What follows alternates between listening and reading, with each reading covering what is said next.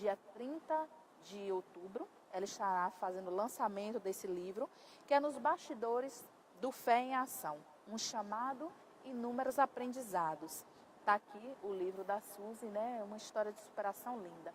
E a Suzy anteriormente, no bloco anterior, ela estava falando sobre essa questão do aborto, né? O aborto, todo mundo sabe que não é aqui no Brasil, não é legalizado, né? E o médico aqui falou para ela que ela tinha que fazer um aborto, não dá o segmento, né? Sim, E você interromper essa gestação. E você seguiu com essa gestação. Conta aí um pouquinho pra gente como foi isso. Aí foi uma fase, né, em que eu aprendi grandes coisas sobre fé, porque eu só tinha opção de fé, porque eu tinha determinado que eu ia seguir adiante, eu não tinha coragem de interromper, era um sonho. Corria risco de vida, corria você risco e a de criança? vida, eu e a criança. Tanto que tinha poucas chances de prosseguir, eu tive descolamento de placenta. Descolamento de placenta é o início já de aborto, né, praticamente, por causa da falta de hormônio que tem no meu organismo até hoje. Com quantos meses você teve deslocamento? Eu descobri a gestação, na verdade, no terceiro mês, porque eu já vinha tendo sangramento e não tinha notado, né, que eu estava gestante. Sim. E já estava no terceiro mês quando fiz o exame, confirmei a gestação, já fiz a ultrassom e na ultrassom descobri que estava com descolamento de placenta. Então os médicos falaram, até provavelmente não siga naturalmente, né, pelo status que eu estava. Aí eu fugi de casa.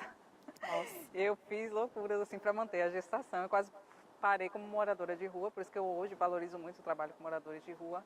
E Deus tocou no coração de uma senhora, falou, cuide dela como se fosse minha filha. Hoje eu tenho essa senhora como se fosse uma mãe, né, uma pessoa muito especial para mim. Aí eu consegui ter acesso, que na verdade eu fugi para ir para uma cidade próxima, onde tinha um tratamento que disse que era um dos melhores, né, do estado. E eu fui atrás desesperada desse tratamento. Segui o tratamento para resolver a questão do descolamento da placenta, que só foi resolvido no 5º mês. Tive pré-eclâmpsia, inchei, a pressão não baixava com medicação nenhuma, porque eu passava um estresse emocional muito grande ao mesmo tempo. No 7º mês, eu passei muito mal e fui me internar sozinha na cidade vizinha. A pressão Isso subiu lá em muito. Curitiba? Em Curitiba. A pressão subiu demais, eu acabei com uma infecção e uma série de problemas. Fiquei 3 dias internadas. Antes de ser internada, uma coisa que eu coloquei no livro, né, depois vocês vão acompanhar, e que me marcou muito, que hoje eu me pergunto para Deus o que foi aquilo que aconteceu, foi um senhor que estava andando uma cena inusitada em Curitiba, a cidade toda certinha, né? Um senhor com um carrinho feito de madeira, Sim. empurrando, com a panela preta, cheia de papel dentro. Eu estava numa loja, Sim. já estava com mal-estar. E aí eu olhei, meu Deus, o que é isso, né? O que quer dizer isso em Curitiba? E aí aquele senhor para em frente à loja que eu estava, olha para mim, pega um papel nessa panela, entra e me entrega e diz, eu tenho um recado de Deus para você. Nossa. E isso me arrepia até hoje. Eu falei, será que foi um anjo? E até eu levei anos assim, quando eu estive em Curitiba, olhando pelas ruas para ver se eu via aquele homem, porque quando ele me deu o papel, ele seguiu, foi embora e depois eu não conseguia localizar para que lado foi aquele homem.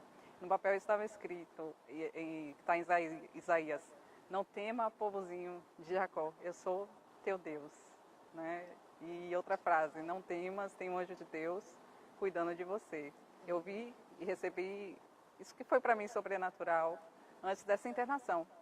Eu acredito. No 7º mês. Eu acredito muito assim que Deus, nos momentos mais difíceis, estamos atravessando, na vida da gente, né? A gente está atravessando aquele momento difícil, Ele manda assim anjos para consolar, para nos auxiliar, para nos ouvir. Verdade. Para a gente poder desabafar, assim como você falou que teve uma senhora também que te ajudou, né, nessa questão. Sim. Você não conhece ela pessoalmente, mas conhece por telefone. Sim. Então eu acredito muito que Deus envia esses anjos para nos auxiliar nos momentos assim, mais difíceis da nossa vida. Verdade. Não é? E essa frase que ele me deu foi primordial, porque eu passei muito mal no hospital. A médica me liberou, a enfermeira falou, você não está vendo que ela não está em condições, ela libera. Né? E aí foi Deus que mandou outra serva dele, que orou, lá na hora, né? O mal-estar passou e eu voltei, né, para onde eu estava, na casa que eu morava em Curitiba. E depois de um mês, passei um momento de estresse muito forte. Sim. No 8º mês, acabei rompeu a bolsa. Não era indicado o parto normal. Primeiro, pressão alta, eu estava com pré-eclâmpsia, não tinha passagem na bacia. E aí gerou outro problema lá na frente. Tudo está comprovado no livro, né? E foi um parto forçado que gerou outras consequências. Foram anos assim para me recuperar. Tive uma lesão no intestino grosso, cheguei a 35 quilos, não conseguia mais me alimentar. E aí Deus me marcou muito com o número 7. Antes de sair de Curitiba, Deus falou, em 7 dias você vai se libertar, né, dessa prisão sem muros. E aí depois Deus me diz que em 7 dias eu seria curada através de uma cirurgia. E o livro, no fim, sem eu perceber, acabou ficando com 7 capítulos e 70 páginas. Eu falei, então... 70 páginas. O 7 está aí marcado na sua vida. Marcado. Para muitos aí o 7 é sinônimo de azar. Não, é sinônimo de perfeição de Deus. Perfeição gente, é perfeição. Deus, é perfeição de Deus. Deus fez o mundo em 7 dias. O povo fala 7, 13, né? Sim. Também acontece muito. Mas para Deus, o 7, ele representa a perfeição. Porque foi em 7 dias que ele fez o mundo na perfeição que ele planejou para nós. Né? Embora o mundo tenha corrompido, mas em 7 dias ele criou o que seria perfeito que ele queria para nós, um presente. Aqui no final do livro, gente, eu estou folheando porque eu sou curiosa, eu olho mesmo. Aí estava olhando aqui que tem uma mensagem aqui no fim. Eu posso ler essa mensagem? Pode. Que diz assim, ó: a fé é capaz de mover as montanhas do medo, da incerteza do amanhã, da falta de amor ao próximo, das prisões da alma e do passado, da dúvida, da solidão. A fé é a chave que abre o mar, que move o coração e a mão de Deus, com certeza. Com certeza. E aí são 2 frases que eu falo que me marcam muito. Minha vida, meu chamado, até no trabalho, em tudo que eu faço. Que eu aprendi até com a Emanuela, essa moça que eu não conheço pessoalmente, é um sonho dar um abraço.